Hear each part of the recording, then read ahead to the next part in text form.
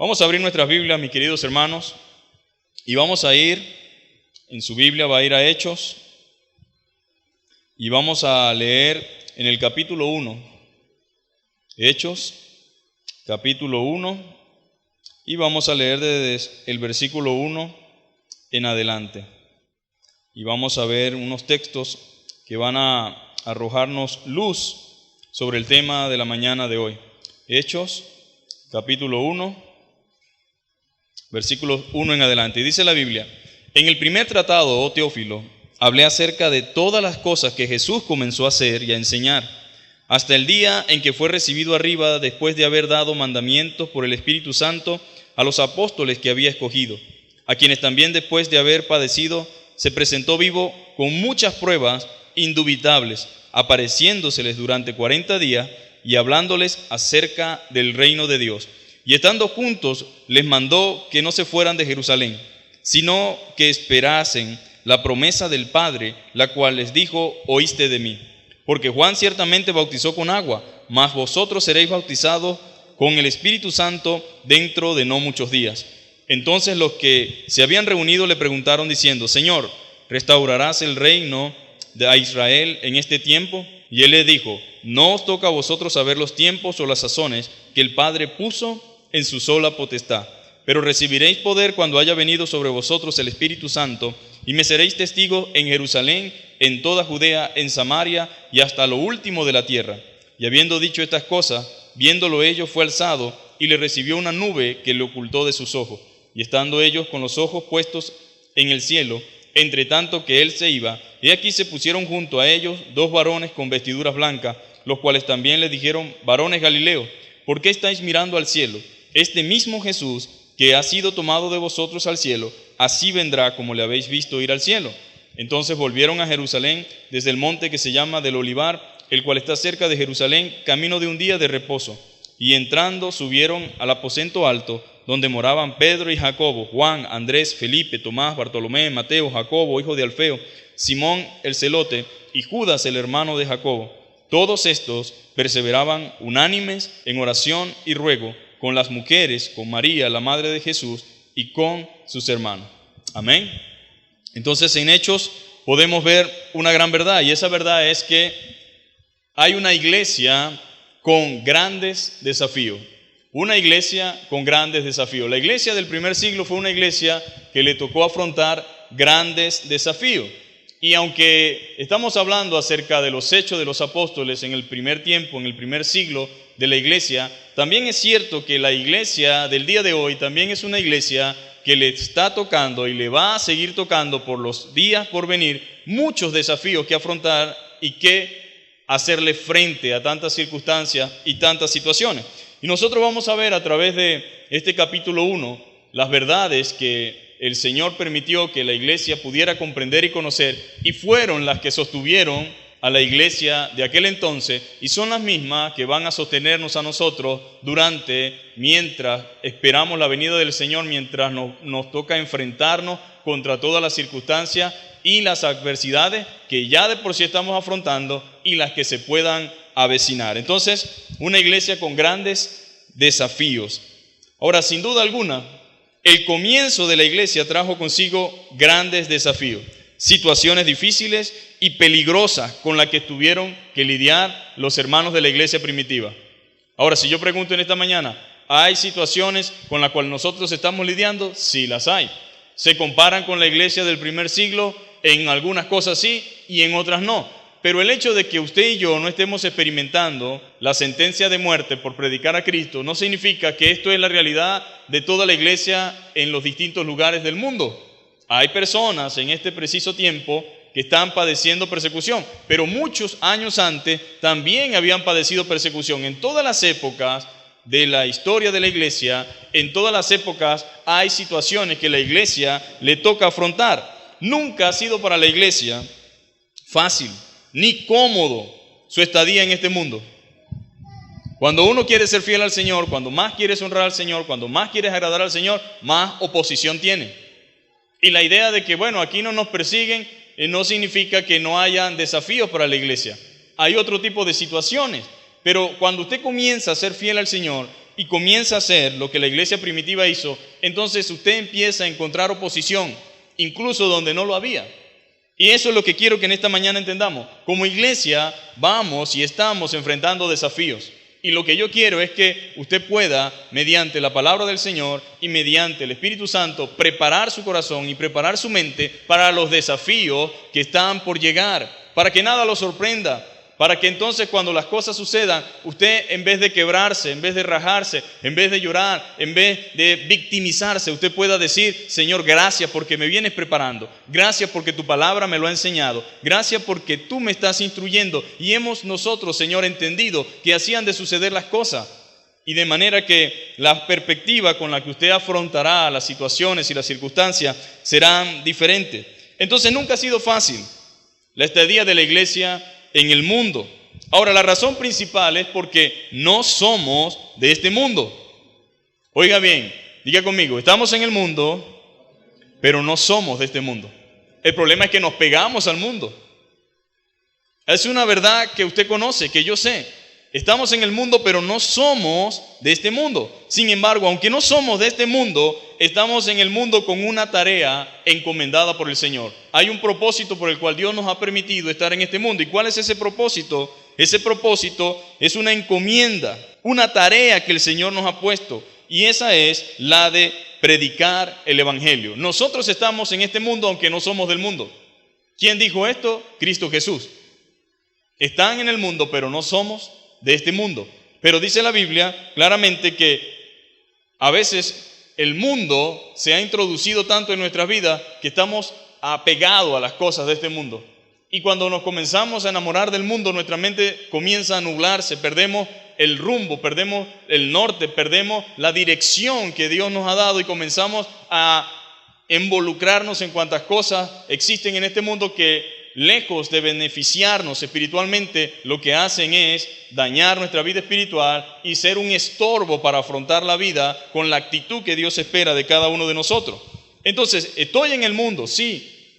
Puedo vivir en este mundo, sí. Pero entiendo que no pertenezco a este mundo. Soy un peregrino. Por eso nunca usted se encuentra del todo bien recibido, bien acobijado, bien satisfecho. ¿Por qué? Porque tiene oposición. Especialmente cuando usted quiere vivir lo que la Biblia enseña. Y esa es la razón, no somos del mundo, pero estamos aquí para predicar. De manera que la iglesia siempre ha estado y ha vivido bajo amenaza y persecución. Y cuando no ha sido de esa forma, ha sido posiblemente porque ésta ha estado fuera de la voluntad de Dios. La única manera que el mundo nos ame, nos quiera, nos acepte, nos reciba y nos beneficie es que nosotros estemos complaciéndole a ellos y estemos fuera de la voluntad de Dios. Porque el mundo como sistema aborrece todo lo concerniente en cuanto a la voluntad de Dios. La iglesia del Señor, que nació en el Pentecostés, experimentó la persecución de forma intensa. Sin embargo, fue uno de los periodos más extraordinarios y productivos de la era cristiana. Fue difícil al principio, fue complicado al principio. Recibió persecución, recibió de una forma u otra circunstancias adversas, pero fue el periodo más extraordinario y productivo de la iglesia cristiana. Ahora nosotros como iglesia, mis queridos hermanos, estamos y vamos a enfrentar una etapa complicada y difícil. Esto que estamos haciendo hoy, nos estamos reuniendo, no es garantía de que en enero nos vamos a reunir. Y de antemano se lo digo, no hay garantías. Así que estamos aprovechando este tiempo. Pero es un desafío para mí como pastor, por la forma en que tenemos que hacer la vida de iglesia, por la forma en que tenemos que pastorear las ovejas, un desafío para los líderes, porque la iglesia sigue existiendo, sigue continuando, y tenemos que buscar nuevas estrategias, nuevos métodos. ¿Para qué? Para que sigamos adelante. Y cuando digo que la iglesia somos nosotros, usted es el templo del Espíritu Santo. Este recinto simplemente es un lugar donde nos reunimos, pero la iglesia es usted y yo. Y la iglesia necesita ser edificada. Es un desafío para mí, pero también es un desafío para usted como oveja, porque tiene que aprender a lidiar con muchas situaciones. Y ya no puede solamente decir, bueno, como no hay iglesia, yo no leo la Biblia. Como no hay iglesia, yo no oro. Como no hay iglesia, yo no participo. Sino que tengo que hacer un esfuerzo por involucrarme también en esa forma en que se está llevando a cabo la iglesia. Tengo que ser participativo, comunicativo. Tengo que aprender también a involucrarme y no simplemente decir de repente, bueno, si a mí no me llaman, yo no llamo. Si a mí no me escriben, yo no escribo. Sino que yo debo ser entendido de los tiempos. Son tiempos difíciles para todos y es un tiempo difícil para hacer la iglesia que comúnmente conocemos. Pero eso no significa que la iglesia dejará de existir. No significa que la iglesia se va a paralizar. No significa que la iglesia no va a seguir adelante. La iglesia es la única que tiene garantía de permanecer. Y dice la Biblia que las puertas del Hades no prevalecerán contra la iglesia de Jesucristo. O sea, la iglesia perseverará, se mantendrá hasta la venida de nuestro Señor. Pero usted tiene que entender la realidad de la circunstancia y la realidad de las cosas. Entonces, es así.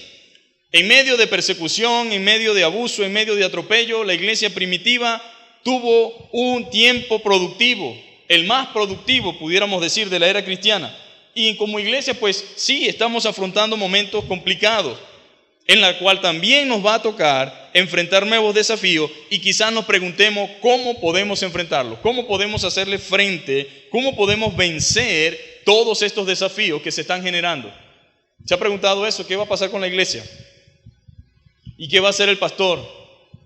¿Y cómo se va a sustentar la iglesia? ¿Y qué va a hacer? Bueno, la iglesia sigue adelante, mis hermanos. Con usted o sin mí. Con usted o sin mí, la iglesia sigue adelante. Porque no depende de nosotros, sino de Dios. Y cuando yo no participo, cuando yo no me involucro, cuando yo no apoyo, cuando yo no colaboro, no se preocupe. Usted no es el que va a decidir el futuro de la iglesia. Es Dios, pero la voluntad de Dios no es que nosotros digamos, bueno, si es así. No, la idea de Dios es animarnos a confiar en el tiempo en el que estamos y en la forma en que Dios está preparando nuestro corazón. No sabemos lo que se avecina, no conocemos el futuro. Y si nosotros creemos en lo que la Biblia dice, los días por venir no son los mejores. En los postreros días. Sí, pastor, pero los postreros días también decía cuando la leyeron hace 2000 años los hermanos de la iglesia de Tesalónica, los hermanos que estaban quizás en la iglesia de Éfeso. Pero los postreros días nosotros lo podemos palpar con la conducta, el comportamiento de la generación en la cual nosotros vivimos. De manera que la cosa es bastante interesante y es importante que usted se haga estas preguntas. La respuesta la encontramos ¿dónde? En la misma palabra.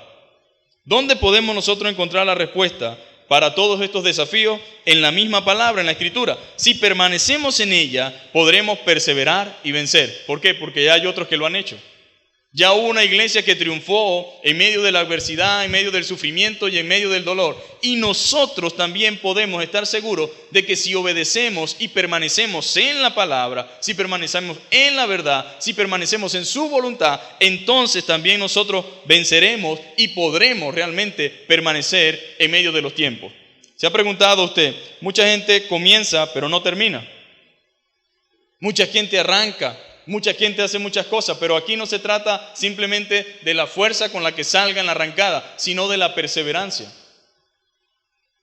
Los discípulos tuvieron una característica y fue perseverancia, firmeza, carácter en medio de la adversidad. Y un carácter que no fue simplemente de queja o de murmullo o de sollozo, sino de actitud, de fortaleza y de hacer frente a las cosas con una actitud correcta, confiando en el Señor. Entonces en la palabra está la forma y la manera en que nosotros podemos perseverar y vencer. Y en ella nosotros también podemos encontrar lo que necesitemos para perseverar. Ahora, ese fue el secreto de la iglesia primitiva. Ese fue el secreto de la iglesia a lo largo de la historia, pero también es el secreto para nosotros, si pudiéramos llamarlo secreto. Es el secreto para nosotros el que podamos permanecer firmes, confiando en lo que dice la palabra del Señor. Mantenernos mantenernos firmes en lo dicho por el Señor y en su promesa. Entonces, en primer lugar, debemos mantenernos hablando de lo que Jesús hizo y de lo que Jesús enseñó. Eso es un gran desafío. Hablar sobre lo que Jesús hizo y lo que Él enseñó. Es un desafío porque la iglesia está dejando de hacer lo que el Señor hizo y lo que el Señor enseñó. Ahora podemos hacer muchas cosas, pero si perdemos la brújula, si perdemos el norte, si nos apartamos de lo que Él hizo y de lo que Él enseñó, entonces estamos perdidos. Y esa es la razón por la cual mucha gente va por el camino equivocado. Y es el desafío que tenemos que enfrentar. Porque nos vamos a encontrar en un mundo evangélico, eclesiástico, donde todo el mundo va caminando en una dirección distinta y diferente. Entonces es un desafío permanecer firme y fiel en medio de los tiempos en los que estamos. Es un gran desafío que enfrenta la iglesia, especialmente ante la hostilidad de este mundo respecto a la palabra. Nos encontramos en un tiempo donde usted le enseña a sus hijos lo que Dios dice y la ley le enseña lo contrario a lo que Dios dice. Usted le enseña a sus hijos que esto es pecado, que esto es malo, pero sus hijos ven todo lo contrario afuera de la casa, ve lo contrario en la escuela, ve lo contrario en la sociedad en la que nos estamos moviendo, ve lo contrario en las autoridades. Entonces la pregunta es, ¿qué vamos a hacer? Es un desafío grande. Y como iglesia tenemos que permanecer enseñando lo que Jesús hizo y lo que Él enseñó. Mi tarea no es decirle algo espampanante y nuevo, sino permanecer recordándoles a ustedes lo que el Señor enseñó y lo que Él hizo. Esa es la realidad. Entonces, como iglesia tenemos este gran desafío, tenemos esta gran responsabilidad, este gran compromiso que tenemos que afrontar no solamente el pastor y los líderes, sino la iglesia completa. Cada uno de nosotros debe ser una persona comprometida con la verdad, comprometida con el evangelio, comprometido con lo que Dios demanda en medio de los tiempos en los cuales vivimos. La falta de fidelidad, mis amados hermanos, la falta de fidelidad a las Escrituras está matando las iglesias. ¿Cómo que porque el coronavirus llegó, entonces se acabó la iglesia? ¿Cómo porque no se puede pagar el alquiler se acabó la iglesia? ¿Cómo es que porque la situación se volvió bien difícil se acabó la iglesia? ¿Se ha dado cuenta usted de que ese es el diario vivir de muchos cristianos y muchos evangélicos en el día de hoy? No, la iglesia no siguió porque, no había recursos para pagar el local. No pudimos seguir adelante porque, con el coronavirus la gente se dispersó, cada quien empezó a irse para otro lado y la iglesia desmayó y no prosiguió. Error, la iglesia no puede acabarse simplemente porque hay una pandemia. La pandemia debe fortalecer más bien la iglesia. La pandemia debe hacer de nosotros un cristiano más maduro, más responsable, más comprometido. Pero no entendemos a veces, no entendemos ni comprendemos lo que la Escritura está enseñándonos. Entonces mucha gente, por la falta de fidelidad a las Escrituras, se están matando las iglesias. La falta de fundamentos doctrinales ha generado creyentes superficiales. Somos creyentes made in China. Todo lo que hacen los chinos no es malo, pero no todo lo que hacen los chinos es bueno. Esa es la realidad. Entonces usted debe aspirar, decir, yo soy un creyente made in Jerusalén, no sé, parecido a la de la iglesia primitiva, pero no un cristiano superficial, que los 3 cochinitos aguantaron más la cabaña. Vino un viento pero no podemos nosotros andar por la vida cristiana simplemente de que por cualquier detallito tonto, insignificante, irrelevante, entonces me ofendo, me molesto y no persevero en la fe y no sigo y no estoy enluchado y ya se acabó mi fe y ya yo no sigo y por eso no sigo en ir porque hay puros hipócritas y mentirosos. Ese es un made in. No voy a decir China, porque ahorita casi todo sale malo, ¿no? Pero no puede ser un cristiano así. Pero eso va a depender también de la fidelidad a las Escrituras. Va a depender del fundamento que usted esté recibiendo. Entonces, mucha gente, escúcheme bien, mucha gente está matando las iglesias. La falta de fundamentos doctrinales ha generado creyentes superficiales incapaces de distinguir entre lo bueno y lo malo. Pero esto es pecado. Pero esto es malo. No saben distinguir entre religiosidad y santidad. Entonces a la santidad lo llaman religiosidad y a la religiosidad lo llaman santidad. No saben distinguir entre orden y legalidad. Ustedes son muy legalistas, todo es, No entienden qué es orden y no entienden qué es legalidad. ¿Por qué? Porque son cristianos superficiales, incapaces de distinguir entre lo bueno y lo malo, incapaces de distinguir entre lo santo y lo profano. Y la iglesia cada vez sucumbe más ante las presiones mundanas. Cada vez se ve más sucumbida ante la presión mundana. Sucumbe más ante esas presiones porque hemos dejado de enseñar los fundamentos de la fe y por lo tanto una iglesia sin doctrina es una iglesia sin fundamento y en peligro constante. Una iglesia sin doctrina es una iglesia sin fundamento. Doctrina significa enseñanza. Si no tiene buenos fundamentos, si no tiene buena doctrina, es una iglesia en peligro constante. La ausencia, mis hermanos, de la predicación sólida está creando iglesias débiles. Estamos creando una marca de iglesia. La gente no viene aquí por la palabra, sino por el ambiente.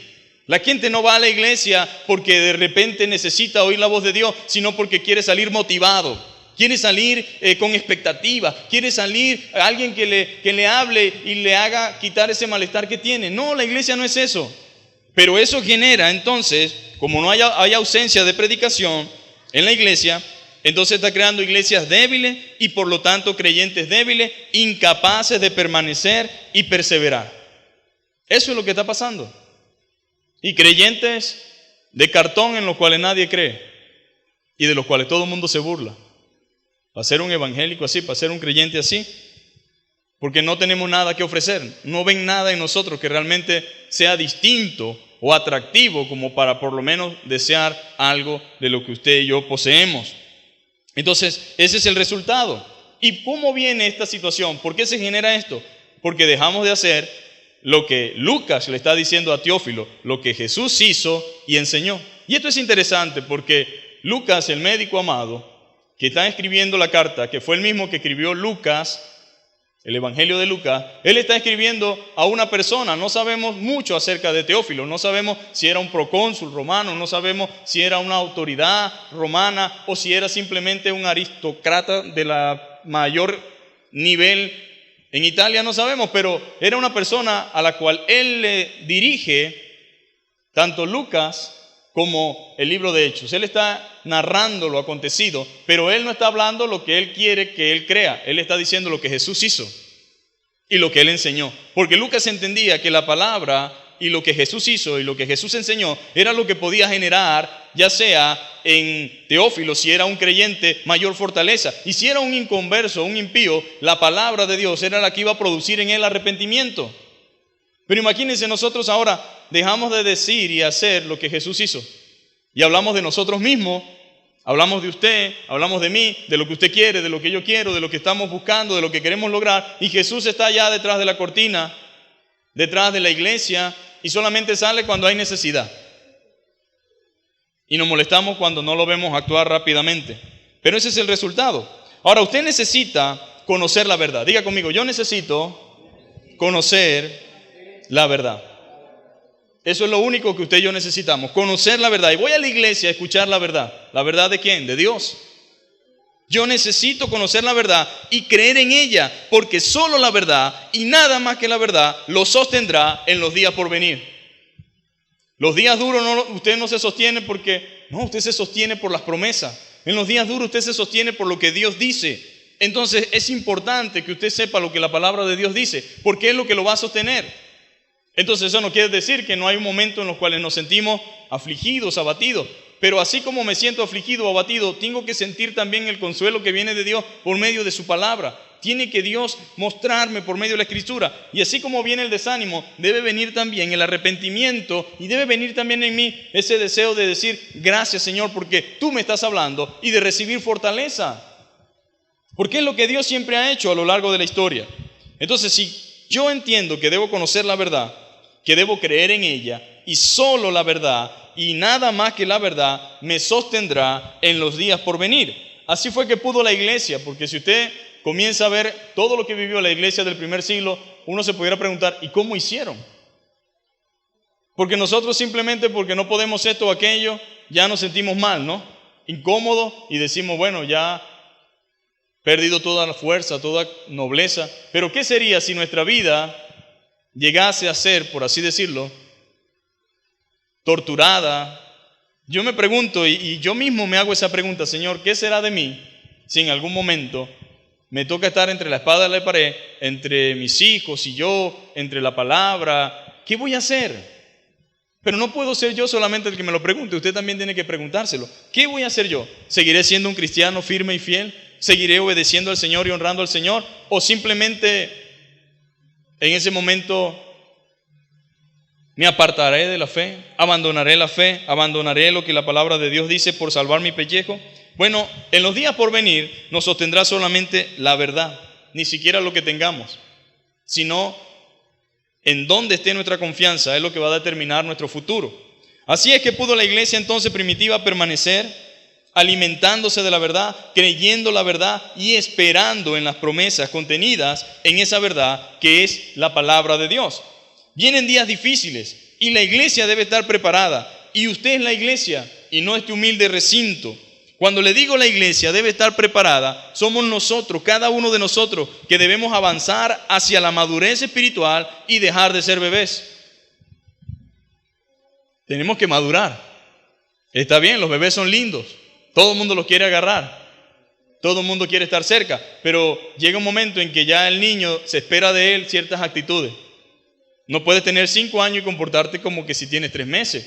Porque ya lo que me daba gracia cuando tenía meses, ahorita me fastidia, me molesta, me incomoda. Tu actitud, tienes que madurar.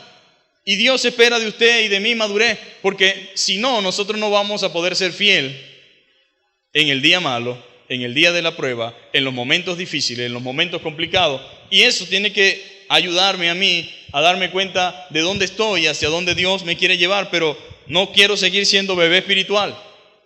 Quiero crecer, amén. Y algunos ya estamos para crecer, hace rato. Otros ya deberíamos ser maestros, como dice la Biblia. Sin embargo, tenemos necesidad de los mismos rudimientos. Entonces, necesitamos eso. Tenemos un gran desafío de permanecer fieles a la verdad en medio de tanta infidelidad. Yo no sé si usted conoce o sabe de las infidelidades que se enseñan, que se dicen, que se predican. Y no estoy hablando de afuera, estoy hablando incluso cerca de nosotros, amigos, conocidos, involucrados, metidos, de lleno, responsablemente, inconscientemente, que están envueltos en esta infidelidad. Pero en el primer tratado, dice la Biblia, oh Teófilo, hablé acerca de todas las cosas que Jesús comenzó a hacer y a enseñar. Esto es lo único que debemos hacer, ser fieles a lo que Jesús hizo y enseñó. Usted y yo debemos ser fieles a lo que Jesús hizo y enseñó. Predicar lo que Él hizo y enseñó y mantenernos allí. Él no quiere ni desea que nosotros le ayudemos, sino que le obedezcamos. Dios no necesita que usted lo ayude a redactar lo que Él ya redactó. Él no necesita que usted le agregue o le quite. Él solamente quiere que usted le obedezca. Nuestra tarea no es componer algo aparte de lo que Él ya compuso, sino entonar lo que Él arregló. Porque eso es lo que el mundo necesita y es lo que el pecador también necesita. Las palabras de Jesús y lo que Él hizo, que es lo que lo puede cambiar. Eso es lo que le ayuda y también es lo que mantiene a la iglesia a salvo. Una iglesia que se sale de lo que Jesús hizo y enseñó es una iglesia en peligro, sin importar el tamaño, ni la cantidad de sus miembros, ni la cantidad de recursos que posea.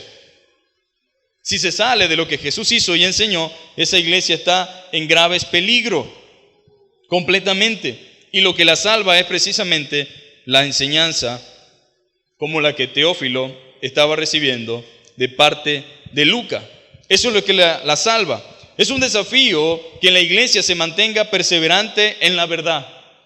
Y usted debe orar por mí, y debe orar por sus hermanos, y debe orar por la iglesia, para que nosotros permanezcamos en la verdad. Porque así como nosotros estábamos predicando, enseñando, así hubieron muchas personas hablando y enseñando, pero que ahora están enseñando otras cosas.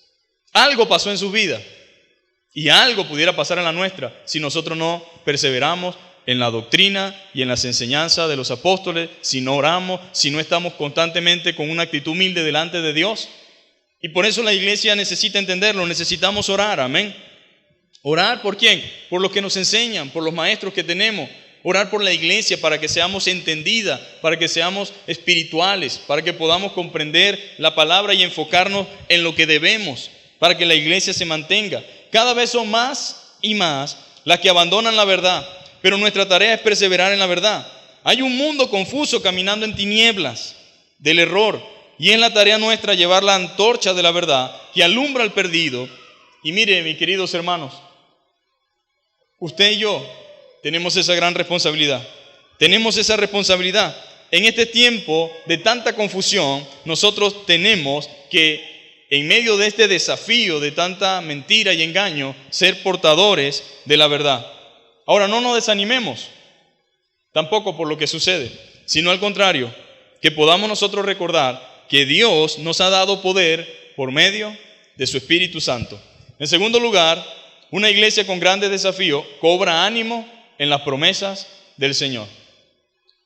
Y si usted sigue leyendo, se dará cuenta que nos habla acerca de la promesa.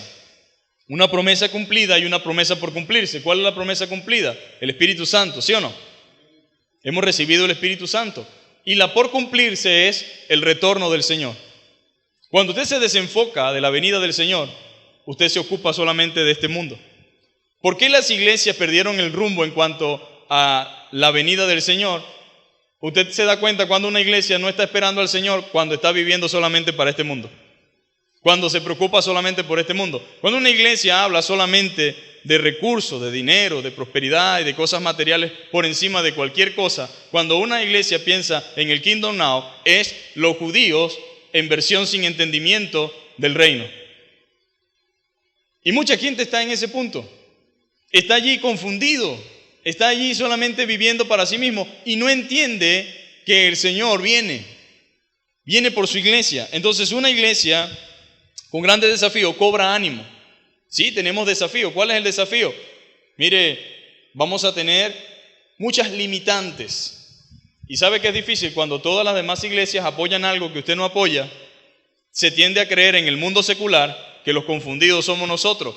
Y dicen los radicales, los que han caído en el sectarismo, son una secta. Porque mira, no aceptan esto, no son abiertos, no abren su mente. Están confundidos. Error. Nosotros debemos cobrar ánimo en las promesas del Señor. La iglesia del primer siglo no era diferente a nosotros. También eran bombardeados con el desánimo, tentados por el mundo y también por el enemigo. Pero se fortalecían en Dios y sus promesas. Eso los mantenía vivos y firmes. Los mantenía firmes y vivos el hecho de que su Señor regresaría. La esperanza de la vida eterna sin fin con Él los motivaba a seguir adelante y aprovechar al máximo su tiempo en esta tierra para vivir para la gloria de Dios. ¿Cuántos están aprovechando el tiempo en esta tierra para vivir para la gloria de Dios? Imagínense que uno llega a Cristo con 50 años y va a vivir los otros 30 que le queda cuando mucho viviendo para uno mismo nada más. Y si eres joven y llegaste a Cristo y estás pensando primero vivir para el mundo y después para Dios, falso, error. Vive para Cristo.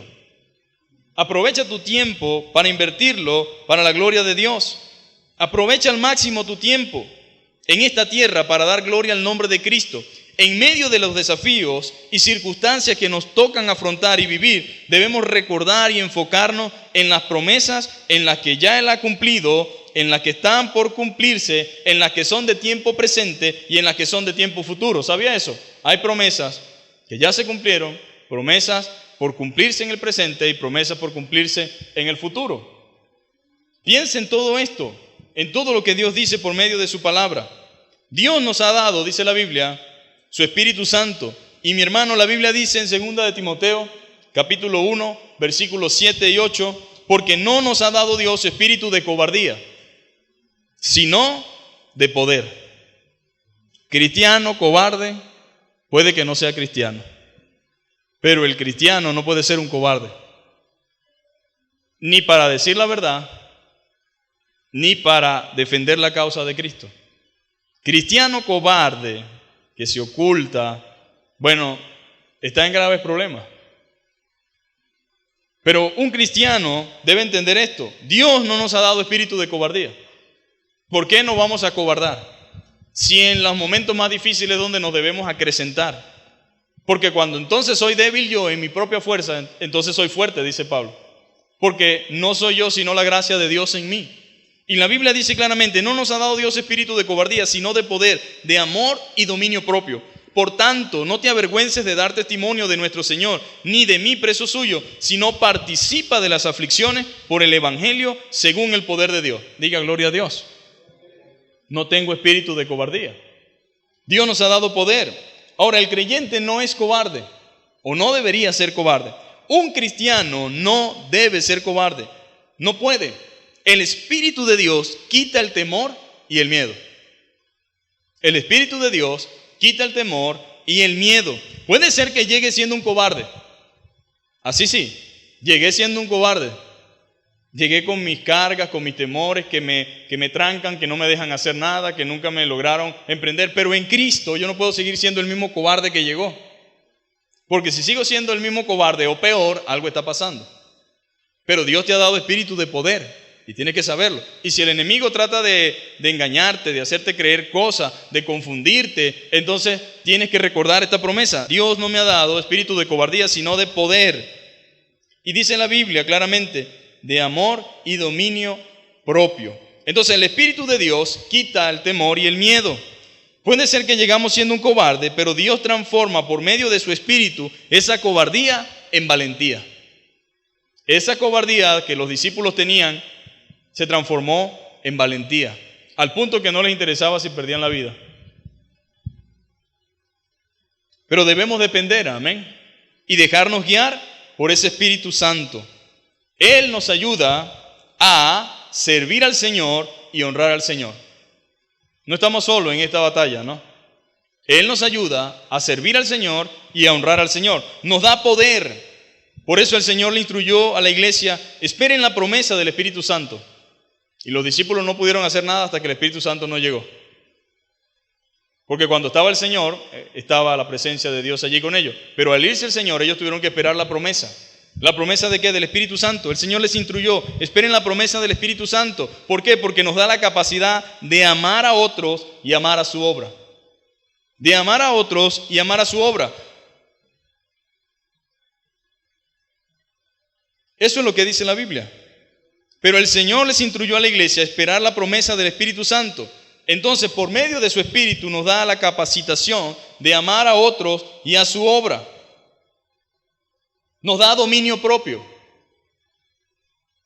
Como cristianos debemos tener dominio propio ante las emociones de alegría, de gozo y ante las emociones de temor y frustración.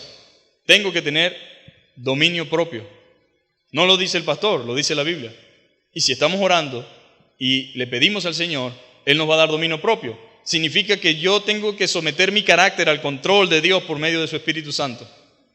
Tengo que tener dominio propio. Y si se me escapan cosas de la mano, pues entonces tienes que orar. Dile, Señor, necesito poner por obra esa promesa del dominio propio, porque no puedo dejarme llevar por lo que la boca quiere decir, por lo que la mente está pensando, por lo que me da del momento, porque una persona sin dominio propio es una persona que se convierte en un peligro para sí mismo y para otro.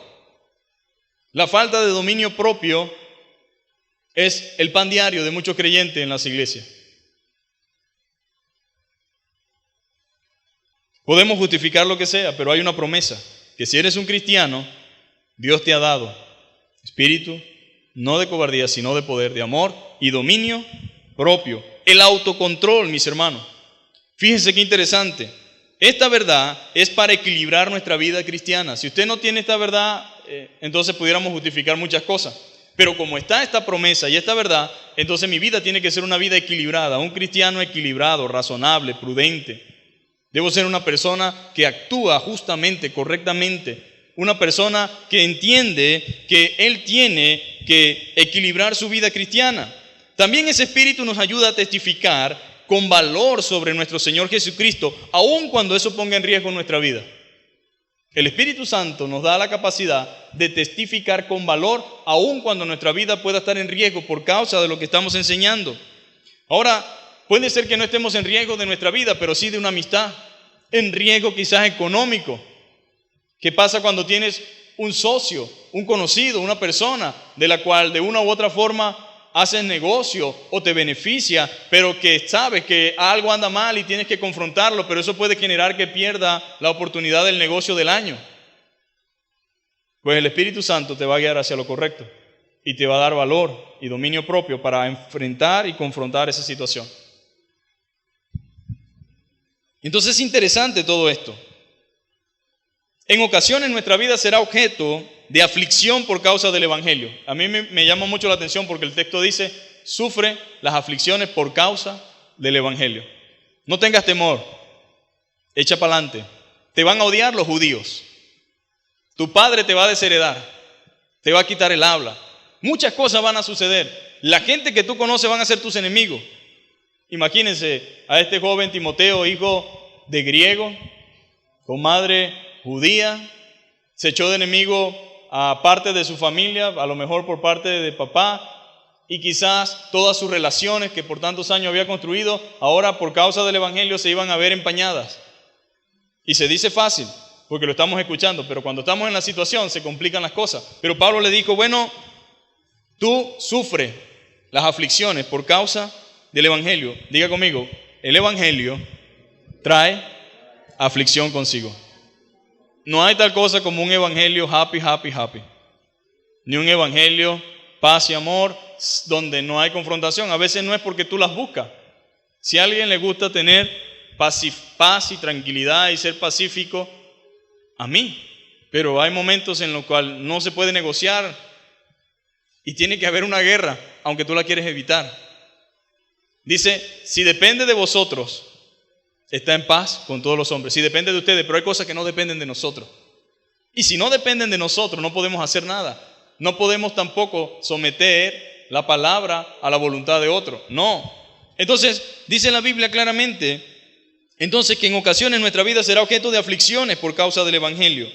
Y aparte de eso, no debemos dejar de ser fieles y obedientes por temor a la aflicción. ¿Cuántos han dejado de ser fieles y obedientes por temor a la aflicción? Aquí aflicción entra en muchas cosas, por temor a la pérdida, por temor a perder algo, algún bien económico, a perder alguna relación, a perder algún beneficio. A veces, por causa de eso, menguamos en nuestro deber como cristianos. Entonces, dejamos de ser fieles y obedientes por temor a la aflicción. No deberíamos hacer eso, sino confiar en el poder y en la capacidad que el Espíritu Santo te da para sobrellevar dicha situación por el poder de Dios que actúa por medio de su Espíritu. Y en tercer lugar, mis amados hermanos, y como último punto, una iglesia con grandes desafíos depende más de su Señor y le busca más en oración. Aquí está la clave, el éxito de la primera iglesia. Como tenía grandes desafíos, grandes retos, humanamente imposible hacer en su propia fuerza, ellos entendieron que necesitaban depender más del Señor y le buscaban más en oración. Los grandes desafíos que estamos viviendo y lo que va a tocar vivir solamente podrán ser realmente afrontados con mucha oración y mucha lectura de su palabra. Mientras menos ore usted, más difícil le será a usted sobrellevar las situaciones que van a venir o que les va a tocar afrontar. La iglesia del primer siglo lo entendió. La iglesia primitiva experimentó grandes victorias mediante la oración. En medio de todas esas inmensas olas de persecución, conflicto y adversidades, vieron la gloria de Dios y su poder actuar de manera instantánea. ¿Sabe qué? No sé si le habrá pasado en alguna oportunidad que usted ha visto la respuesta de Dios casi que de manera instantánea y palpable. La iglesia del primer siglo le tocó ver eso, mis amados hermanos. Esa dependencia de Dios en medio de la adversidad los ayudó a ver, primero, a ver el poder de Dios, actuar de manera instantánea. Era una dependencia plena del Señor debido a lo grande y difícil de la situación. Ellos emprendieron y comprendieron el inmenso valor que la oración debe tener en la iglesia. ¿Entendemos eso nosotros? El inmenso valor que la oración debe tener en la iglesia. No solamente debo orar personalmente, sino colectivamente con mis hermanos. Yo tengo una relación personal con el Señor, pero tengo una relación también con mis hermanos colectiva. Y la iglesia del primer siglo no se caracterizaba solamente por orar individualmente, sino por orar juntos. El que ora solo puede ver la gloria de Dios solo, pero cuando oramos juntos todos podemos ver la gloria de Dios. Pero la gente a veces ignora eso en la iglesia. Si usted se da cuenta, la iglesia lo que menos se hace es orar. Cuando no estamos en pandemia hay una cantidad de actividades, pero la oración siempre, y no es solamente aquí, en todas las iglesias, sin importar el tamaño ni el número de miembros, el servicio de oración es el menos frecuentado. Las reuniones de oración son las menos anheladas, son las menos populosas. Pero la Biblia nos enseña algo diferente. No era lo que hacía la iglesia primitiva. En la iglesia primitiva había oración unánime, constante. En el verso 14 del capítulo 1 dice: Estaban unánimes en oración. ¿Quiénes? Todos los discípulos, junto con las mujeres. Hay iglesias donde no dejan orar a las hermanas, no sé por qué, pero el caso de la iglesia primitiva no la sacaba. Ellas estaban allí orando juntamente con los discípulos. Entonces dice la Biblia que ellos entendieron eso, dependieron más del Señor que de ellos mismos y que de su propia fuerza. Entendieron el inmenso valor que la oración debe tener en la iglesia. Aprendieron que la iglesia no avanza en la fuerza del hombre, sino en el poder de Dios. La iglesia no avanza en la fuerza del hombre, sino en el poder de Dios. No es la elocuencia, no son las capacidades que tengamos aquí en cuanto a lo físico, quizás a lo extraordinario que puedan ser nuestros equipos, a la perfección de ellos. No, no es eso, es el poder de Dios. Más hace un hombre lleno del Espíritu Santo sin recursos que un hombre con todos los recursos, pero sin la presencia de Dios. Pero a veces como iglesia perdimos el rumbo y el norte cuando en vez de ver el gran desafío que tenemos de la necesidad de orar, entonces nos enfocamos solamente en lo físico. Nos enfocamos solamente en dar una imagen de lo que está a la vista, pero una mala imagen de lo interno. La gente espiritual no se fija solamente en lo externo, sino en lo interior, en lo que verdaderamente vale la pena. Y Dios, mis amados hermanos, es el primero que dice que Él no ve lo de afuera, sino lo de adentro. Y desde luego que si adentro hay pureza, santidad, si adentro hay nobleza, eso se reflejará en lo exterior, sin necesidad de imposición, sino que será algo voluntario. Entonces la iglesia del primer siglo sí entendió esto. No está la fuerza del hombre, no es lo que hace avanzar la iglesia. La iglesia no avanza por la fuerza del hombre, sino por el poder de Dios. Es por el poder de Dios que la iglesia avanza. No depende de la circunstancia tampoco la iglesia. Ay, pastor, pero esto está muy difícil. Le puedo asegurar que no está como en los días de la primera iglesia. Ay, que yo estoy pasando una prueba muy grande. Usted no tiene ni el 3% de lo que Job vivió. Usted le puede picar cualquier lado, pero yo estoy seguro que no le pica la cabeza hasta la coronilla, ni le pica hasta el dedo gordo. Estoy seguro que su esposa no le dijo maldice a Dios y muérete. Estoy seguro que usted no lo ha perdido todo. Algunos tienen más ahorita que antes. ¿Qué le parece? No todos, pero algunos sí. Tienen más ahorita que antes. Entonces, lo que quiero decirle es, no estamos justificando condiciones ni situaciones. Lo que estoy diciendo es, las condiciones y las circunstancias no deben ser la excusa para nosotros como iglesia no perseverar, para no estar firme, para no avanzar, para quedarnos estancados, para minimizarnos, para victimizarnos, porque entonces eso indica que estamos luchando en nuestra propia fuerza y no en el poder de Dios. La iglesia la sustenta el Señor, su vida la sustenta el Señor. Dios es el que hace posible las cosas, pero necesitamos entender que gran parte de esto no se comprende por la falta de oración. ¿Cuántos están orando? Debemos orar con fervor, más constante. Debemos orar mucho. No depende de la fuerza del hombre. Las circunstancias entonces no deben limitar el propósito de Dios. Es por eso que el verso 14 dice, todos estos perseveraban unánimes en la oración y ruego. En la oración y ruego. De manera que la iglesia siempre se ha encontrado con diferentes desafíos, sin importar las épocas, pero cada una de las épocas y las circunstancias, la recomendación es la misma. Mantente haciendo lo que Dios dice, confía y espera en sus promesas. Mantente haciendo lo que Dios dice, confía y espera en sus promesas. Eso es lo que usted y yo debemos hacer, mantenernos confiando y esperando en su promesa. Este es el secreto, es la fórmula mediante la cual la iglesia puede mantenerse en victoria, y es lo que usted y yo debemos hacer. Un desafío de la iglesia de nuestro tiempo es que casi nunca tiene tiempo para orar. ¿Cree usted que es un desafío eso para la iglesia en este tiempo? Es todo un reto, porque la iglesia no está orando lo que debería estar orando. Cuando digo la iglesia me refiero a la iglesia en general. Nadie está en la brecha orando por el mundo. Usted está encerrado en su mundo, en su casa, en su mercado, en su alacena, y no se está dando cuenta de lo desgarrador, de lo que se avecina, de lo que se viene. Usted está limitando su visión de necesidad y de problema y se está encerrando en un vaso de agua al cual usted mismo le está poniendo más para terminarse de ahogar. Pero cuando usted comienza a ver las cosas desde la forma en que Dios las muestra, su visión, cuando usted está en oración y en comunión con Dios, usted va a ver cosas diferentes. Usted va a analizar las cosas diferentes y va a afrontar las cosas de manera diferente. Entonces yo le invito, mis amados hermanos, a que nos involucremos en la oración. Mire, la fórmula de la iglesia fue esa: la oración, la oración, la oración. Y el desafío para la iglesia ahora de nuestro tiempo es la oración. Siempre la iglesia está ocupada. Qué bueno que yo lo puedo llamar iglesia y no podemos decir nombre, ¿verdad? ¿Usted se imagina que tuviéramos que decirnos los nombres?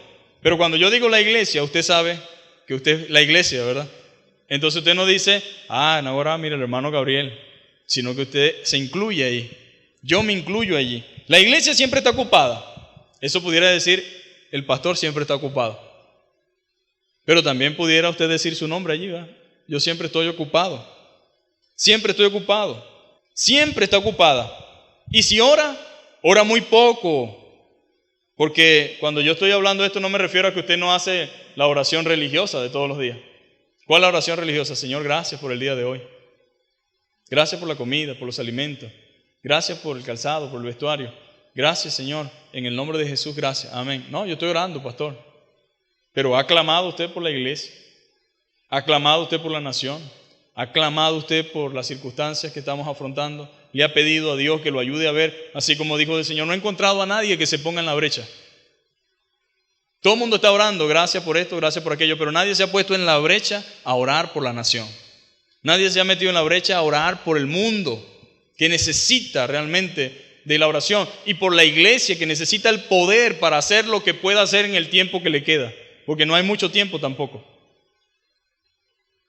Pero sin oración vamos a estar dormidos, embelecidos y distraídos, mis hermanos, distraídos. Ora muy poco. ¿Cómo muy poco? En comparación con la necesidad que existe. Una de las fuentes que más valor aporta para afrontar la adversidad es el tiempo que se pasa en oración. El tiempo que se pasa en oración es vital para afrontar la adversidad. Es el tiempo que se pasa en esa oración, el tiempo con la comunión con Dios, lo que es vital para hacer frente a la adversidad. No es lo mismo enfrentar una situación cuando no se está orando a que cuando se enfrenta cuando se está orando. Son dos escenarios distintos, dos formas diferentes de enfrentar la adversidad. El deseo que Dios tiene para cada uno de nosotros es que nos fortalezcamos en Él.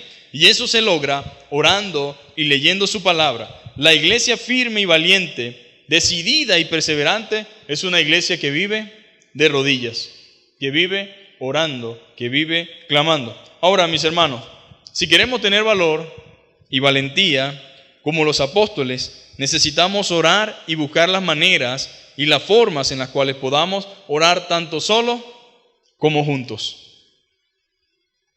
Porque si usted se conforma porque está orando bastante, pero no tiene necesidad de orar con sus hermanos, no está orando. Escúcheme bien, si usted siente que está orando y que su comunión con Dios es maravillosa, pero no tiene necesidad de orar con sus hermanos, entonces no está orando. O por lo menos no bien. Pero una característica de una persona que ora bastante, que tiene buena comunión con Dios, es su anhelo de que otros en la iglesia junto con él puedan orar al Señor. Entonces esos son los retos, mis hermanos, los desafíos que tenemos como iglesia, hablando de nosotros. Por las demás no sé, pero de nosotros tenemos estos tres desafíos. ¿Vamos a regresar? Sí, vamos a regresar. ¿Estamos aquí en la iglesia? Sí, estamos aquí en la iglesia. ¿Qué vamos a hacer? Vamos simplemente a, regresamos, qué chévere. Ay, sí, bueno, vamos a enfocarnos solamente en nuestro problema. No, necesitamos el poder. Y el poder viene de Dios. Necesitamos es ver claramente, pero eso se logra con el Espíritu Santo. Y necesitamos como iglesia afrontar el hecho de que debemos mantenernos en la verdad, en lo que Jesús hizo y en lo que Jesús enseñó. Debemos enfocarnos también, y es un gran desafío realmente que nosotros tenemos, y es ese desafío de que nos mantengamos mirando las promesas que el Señor ha hecho, y tercero, que nosotros podamos entender la necesidad de la oración. Entonces, espero, mis amados hermanos, que Dios nos permita en este capítulo 1. Posiblemente vamos a ir por el libro de Hechos durante unos cuantos domingos para ir aprendiendo. Semana que viene vamos a hablar acerca del capítulo 2 del libro de Hechos y ahí vamos a ver que el Espíritu Santo nos ha dado poder para hacer la voluntad de Dios. Vamos a orar. Padre, en Cristo Jesús te doy gracias una vez más por este tiempo. Gracias por cada uno de mis hermanos, Señor. Gracias por tu palabra, Señor. Gracias porque ella es poder de Dios, Señor, para salvación. Señor, sabemos que tú nos has traído en este día, Señor. Tú conoces el corazón de cada uno de nosotros. Sabes lo que hay, Señor. Padre, afirma nuestros corazones, Señor. Afirma nuestro caminar contigo, Señor. Permite, Señor, que pongamos por obra lo aprendido, Señor. Que entendamos, Señor amado, que se vienen grandes desafíos, Señor. Pero todos pueden ser, Señor, realmente, Padre Santo, vencidos, Señor, conquistados, Señor, mediante, Señor, tu palabra y mediante tu Espíritu Santo. Padre, peligros, situaciones y una cantidad de cosas, Señor, pero que la iglesia, Padre amado, como dice tu palabra, permanecerá, Señor, prevalecerá. Nosotros, como somos tu templo, Señor amado, debemos cuidarlo, Señor, y debemos vivir como tú quieres, Señor. Ayuda a mis hermanos que hicieron su esfuerzo hoy. Guárdales, Señor, bendíceles, Señor, y permite, Señor, que salgan con gozo, con alegría, Señor, con regocijo y meditando, Señor, en lo que tú nos has hablado en la mañana de hoy. En Jesucristo, tu Hijo, te damos gracias, gloria y honra. Amén.